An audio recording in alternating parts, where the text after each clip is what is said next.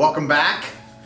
So when I was a teenager, I just want to tell you, I was not very productive. I was easily distracted, I didn't prioritize, and I did so much procrastinate, I went pro.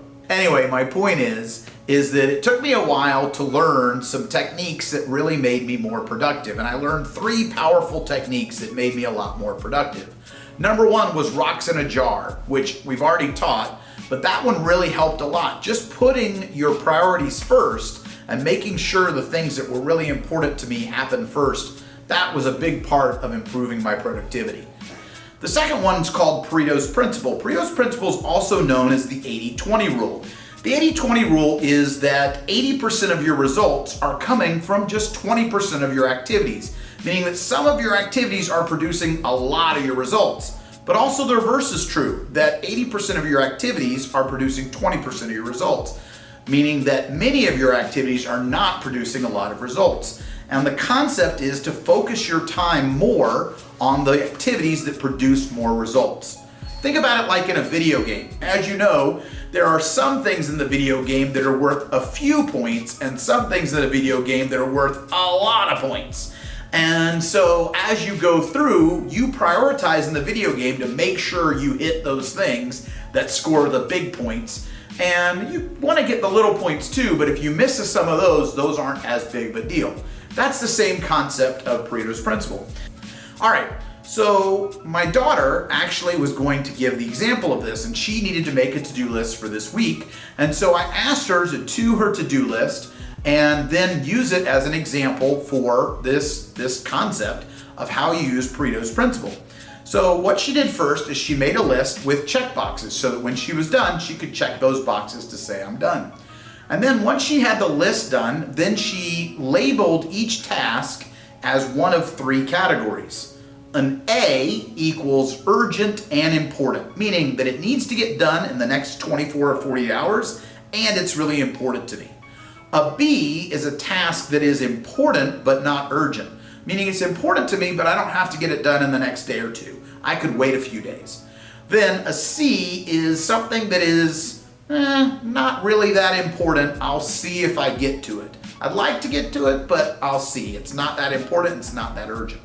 So she first did ABCs on each of her tasks, and then she went back and she did 1, 2, 3s. And what you do with that is you're going to go and in each category, you're going to figure out which A is the one you want to do first, which A is the one you want to do second, and then so forth all the way to as many A's as you have. And then you start with the B's. Which B do you want to go first? That's your B1, and then B2 and B3.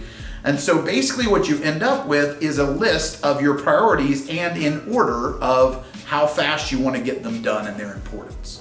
The next technique that's really important is how do you stay focused on a prioritized task? And here I think a technique called the Pomodoro technique is very effective. What the Pomodoro technique is Pomodoro is Italian for tomato. And a tomato, if you cut it open, it has 6 chambers. And in the Pomodoro technique, the 6 chambers represent 6 5-minute intervals. And when you do the Pomodoro technique, you work for 25 minutes, 5 of those 6 chambers, and then the 6th chamber, you take a break. Now the reason this is effective is planned breaks allow you to move distractions until after the 25 minutes of work. So the whole strategy here is to get yourself focused and committed to sit and stay on task for 25 minutes.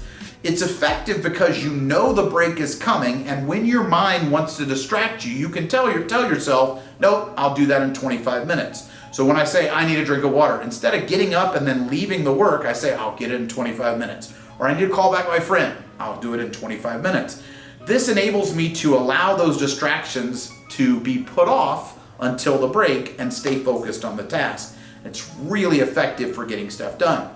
After you do a Pomodoro, you take a 5 to 10 minute break, and then you sit back down and do another one if you still have work to do.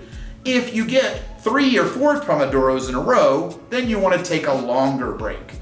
And then again, if you have more work, you can come back to it.